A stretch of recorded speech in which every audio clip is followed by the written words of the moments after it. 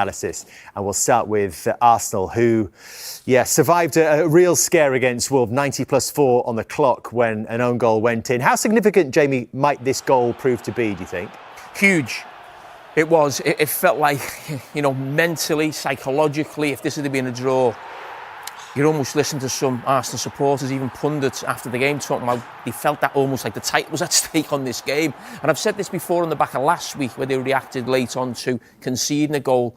There's a long way to go, and they need to sort of almost fix themselves mentally. There's a long way to go. At some stage, City might go above them by a point or two. It's not the end of the world, as I said. We're still very early in the season. But there's a nervousness around Arsenal, as you'd expect, because they haven't won the league for so long. I get that.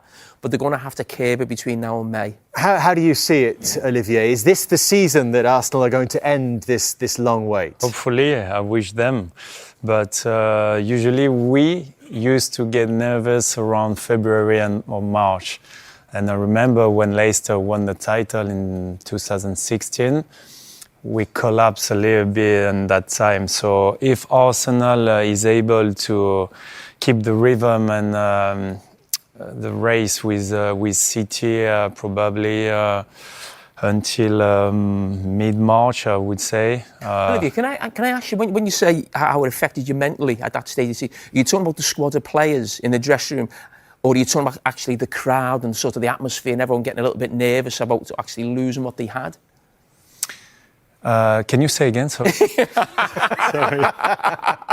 I lost you. Are you talking about the dressing room and the players? Yeah. Or are you talking about the crowd as well and everybody around Arsenal? No. I'm talking about us, the players. And statistically, and you can see in the records, even the previous years, last year and 2 years ago, Arsenal was there until a certain period where they lost the race for the title because they were not consistent enough, at this time, February or March. It's still early to say they will win the league, but this kind of 3 points are massive. Mm-hmm. There was the talk even then about whether Arsenal had the striker who was going to score the goals to take them to the title, even when you were playing. You need more game time and confidence, and I think Mikel Arteta going to give him. Mikel Arteta certainly has options now, growing. 4 possibilities, really, with the return of Gabriel Jesus, who we've seen in the last couple of games, and also Kai Havertz, who we think is getting closer, maybe from the start of 2026, who's only a couple of weeks away. And this is what they have contributed in the Premier League since the start of last season, these 4 different options, with their minutes per goal and assist across the bottom. And that tells us that Merino is probably the most efficient so far, and Gyökeres the least efficient. Is there one here that you think Mikel Arteta will turn to that is going to deliver the title for them this season? Mikel Arteta is a lucky manager to have these 4 players up front. Competition is good for the squad. I will say Gabriel Jesus coming back after a long injury, so we need to give him more time.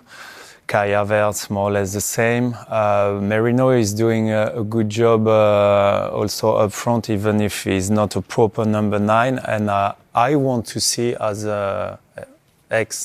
still a number 9. I want to see Gyökeres succeed in that team. I think he can improve, but he has everything. One more time, a top striker demands to the top level. Your argument, Jamie, was always that last season, when everyone said Arsenal need a number 9 to get them to the title, your argument was always it wasn't that, they needed more creativity. Can a combination of these players do the job for Mikel Arteta? Yeah, I think Gyökeres has come in, and we have to be honest, it's almost like the word on the street before he come to the Premier League was, we're not quite sure he's at the level of a really top European club, which is what Arsenal are now, one of the best teams in Europe. And I think even though it's early in his Arsenal reign, I think you can see where that sentiment was coming from. I actually think it's going to be tough for Gyökeres to be first choice Arsenal striker, especially when Gabriel Jesus gets up to speed, who I actually think is a better player than Gyökeres. I think Gyökeres would maybe score more goals over the season, but in terms of everything you'd want from a centre forward, I think Jesus is probably a better player. Moreno right now, I actually think he's probably his first choice. I know Gyökeres played at the weekend. I think that was down to the fact that he was just coming back from injury, needed a game, and it was also Wolves at home. Moreno's been fantastic, getting goals in that position, but almost like a false nine. Havertz again is almost another version of that. So you've almost got a bit of, variety there with a really good striker, a goal scorer, and players who almost play the false nine position as well. So I actually think they're going to need all four of them if they're going to go on and win the title. I don't think any of them is almost the guy who's this world-class striker that Arsenal have been after since maybe, Van Persie, Thierry Henry, Ian Wright. Mm-hmm. No. Don't put all the pressure on one player. You're a World Cup winner. You're a World Cup winner. I like it because you need a different type of striker to win the league. And unless you have Erling Haaland. Unless you have Erling Haaland and all the players feeding him with great balls. But he's amazing. He was in the goals again this weekend, Olivier, with 2 more goals. He's now got 17 for the season, and he's starting to score more goals with his head as well. Does this make him an even more frightening prospect for anybody else? Oh yes. If he's starting scoring goals with his head now, he's quite the complete striker, a manager would dream to have in his team. So that's an amazing cross from Núñez, I think. Yes, he tries to stay behind his defender. Then the defender, Jamie Wright, correct me if I'm wrong, but he cannot see, the defender cannot see the guy who will cross the ball and the striker, and you want to have the big vision, the big picture of what's happening, and I think he did well to go behind him, knowing that Núñez will cross second post, and after it's a kind of easy finish. Turns. How will that change things? Well, I suppose it depends, how well Mo Salah's playing. But if Mo Salah plays when he comes back from the way he did at the weekend, I think he's got a great chance of playing a lot of football still in a red shirt, of course. And the irony of it is, if he wasn't actually going to AFCON now, he'd probably be playing for Liverpool in the next game because he was fantastic when he came on at the weekend. And then we see that he gets an assist. And yes, the story is mainly about Hugo Ekitike. Of course it is. He's been fantastic. But the great thing about Mo Salah getting the assist is, and great delivery. And Liverpool haven't scored enough goals from set pieces this season. They get one there, and Mo Salah and Ekitike coming together. And the great thing about that at the weekend was, on the back of us speaking about Mo Salah at the Leeds game, we're talking about an interview he did. Okay, is that his last act for Liverpool? Now, we don't know if this is his last act, but isn't it nice that we can put this graphic in and say, right, Mo Salah, more goal involvements than anybody in Premier League history.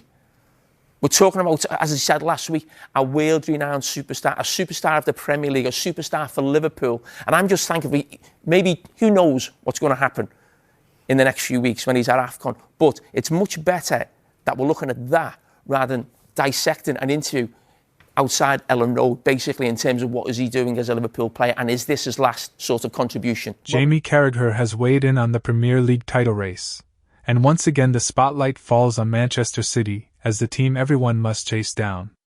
While Arsenal and Liverpool continue to show flashes of brilliance, Carragher believes consistency will be the ultimate separator. City's experience in the business end of the season gives them a clear edge, but he insists the door is still open if their rivals can maintain pressure and avoid costly slip-ups. The former Liverpool defender also addressed the Mohamed Salah debate, stressing how decisive the Egyptian remains in shaping Liverpool's title hopes. Carragher highlighted Salah's influence in big moments, suggesting that any dip in form or uncertainty around his future could tilt the balance of the race. For Arsenal and Liverpool, stopping City may depend not just on tactics, but on their star players delivering when it matters most.